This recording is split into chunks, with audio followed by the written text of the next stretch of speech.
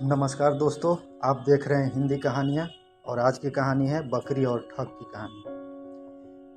किसी गांव में एक बाप बेटा रहते थे जो खेती बाड़ी और मजदूरी करते थे। एक दिन उन दोनों ने सोचा कि क्यों न एक बकरी पाला जाए जिससे कि दूध और कुछ पैसे की आमदनी हो जाए। ये सोचकर दोनों बकरी खरीदने बगल के एक गांव में गए।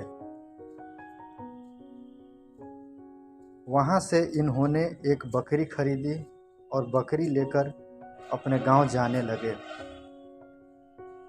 उसी गांव में 4 ठग रहते थे जो लोगों को बेवकूफ बनाकर ठग लेते थे।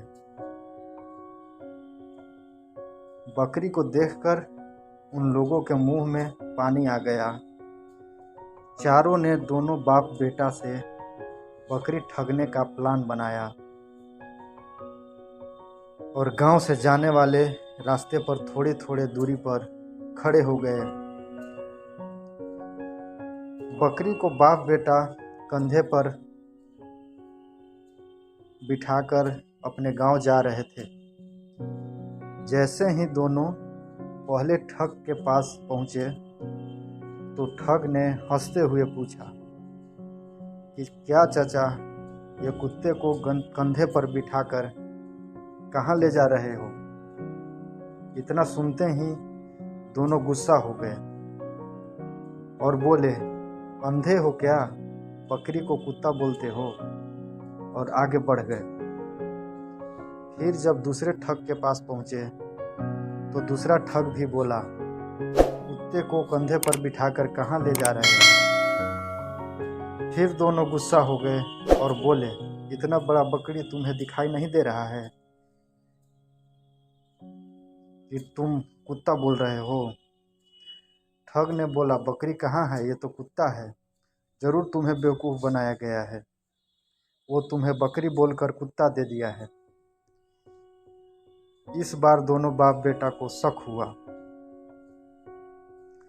तो बकरी को नीचे उतारकर अच्छे से देखा और बोला, ये तो बकरी ही है।